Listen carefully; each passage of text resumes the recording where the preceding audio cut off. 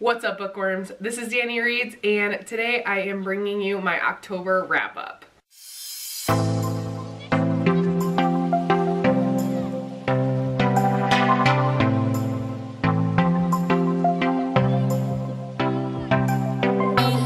So October was kind of a weird month for me. Like, I felt like I really didn't read anything, but then when I was like writing down the books that I had read and or listened to on audiobook, there was a few.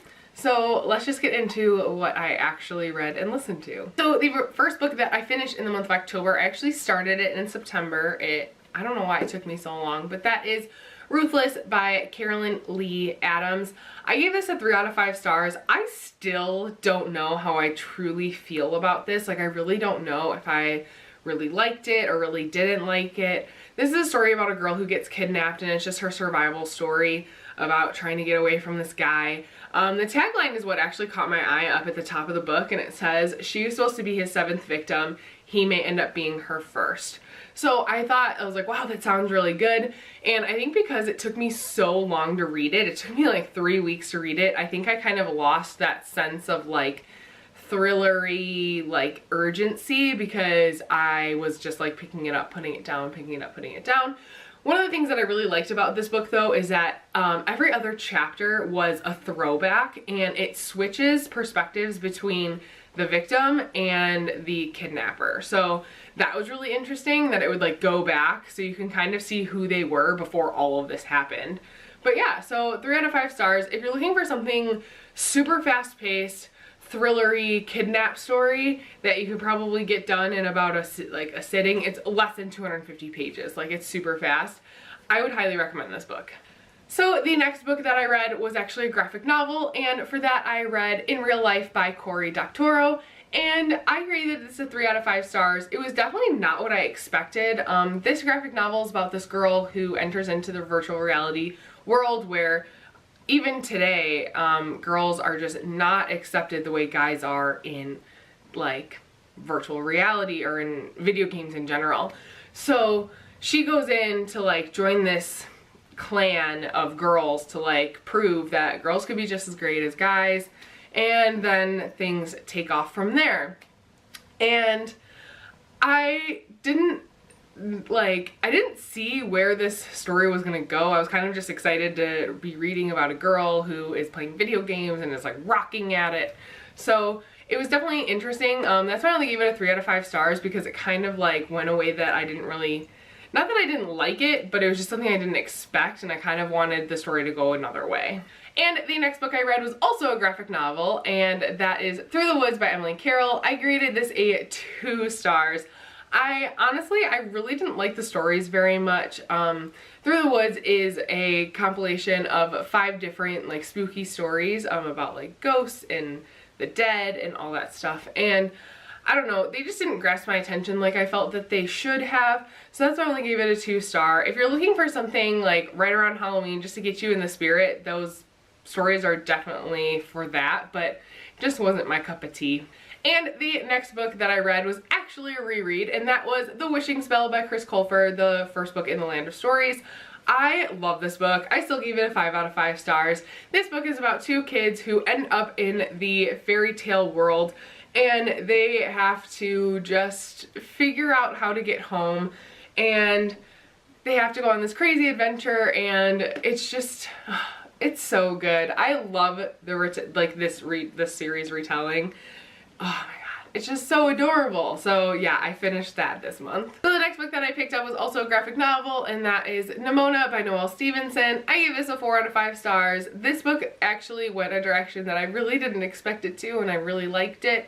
This story is about a girl who becomes a sidekick of a supervillain, and they try to take down what is called like the institution, so like the government of their like village, because they are doing some not good things. And so it's kind of like the supervillain tries to be good for the people but still evil at the same time. So it was super cute. I really liked it. Nimona is probably one of my favorite characters from this year. I thought that she was just a total badass, and I would really like to be a shapeshifter like she is, because that would be really cool. And the next book that I actually listened to on audiobook, and that is Girl in Pieces by Kathleen Glasgow. I did not give this book a rating because I don't know how I feel about it. I don't know if it was good. I don't know if it was bad.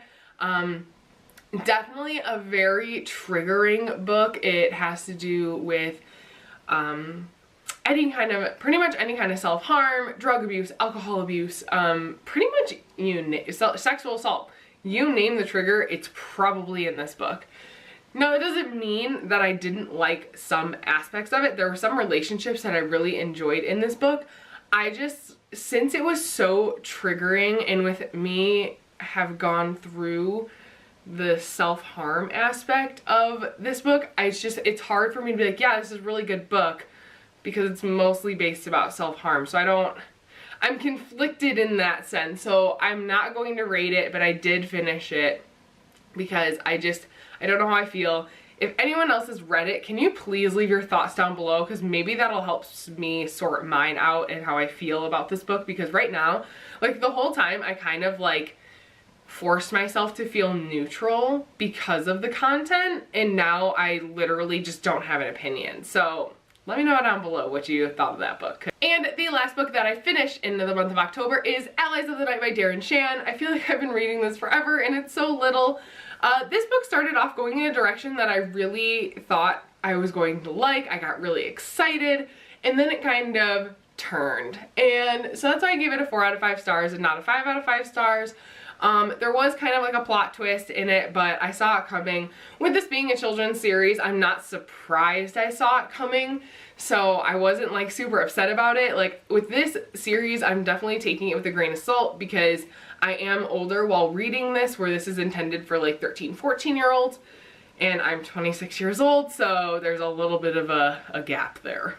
So yeah, but I love this series so much. I really do want to finish it. I think I'm going to finish it like probably in the start of the new year, because I have big TBRs planned for the next 2 months. But then when the new year starts, I really want to finish the last 4 books in this series. So then after Allies of the Night, I was really inspired to read something involving like people at a boarding school or something like that. So I picked up Winger by Andrew Smith. I only got like 26 pages into this, and then I fell into a reading slump. So this will be read soon. I don't think I'm going to read it in October, but maybe December or January. Because maybe January, because that kind of gives me like back to school vibes. So I can definitely read this then, because it's like the start of their year. So it's like they're going to school, they're back to school too. So yeah, so that's what I enjoyed the 26 pages that I read. It just like, I just wasn't in the mood to read. So I put it down. I didn't want to force myself to read it and then have a skewed opinion of it by the like end, and then just like think I didn't like it, even though it was just because I was slumping. The last book that I started in the month of October and am definitely going to be finishing in the month of November is Everything Everything by Nicola Yoon. I don't know why, but I have been very drawn to YA, like contemporary books lately, and I usually do not like contemporary. I think that they're just like not good. I picked this up like yesterday or the day before, and within less than 24 hours I read almost 70 pages, which is like huge for me. Like I've been slumpy since probably July.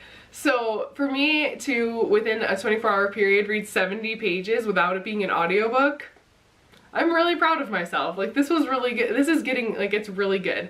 If you don't know, this book is about this girl who is literally allergic to everything, so she cannot leave her home, and a new family moves in next door, and she starts to have eyes for the next door neighbor's son. So I know it's just gonna be super cute. I'm really loving contemporaries where the main character is like super innocent, because like the other contemporary that I really loved this year was To All the Boys I Loved Before, and I felt that Laura Jean was super innocent too. So those are my favorite kind. They're just like, they're super sweet and innocent, and you just want to protect them. And I think like that's like my like motherly instincts, just like wanting to take care of these little girls. So I'm super excited to finish this in the month of November.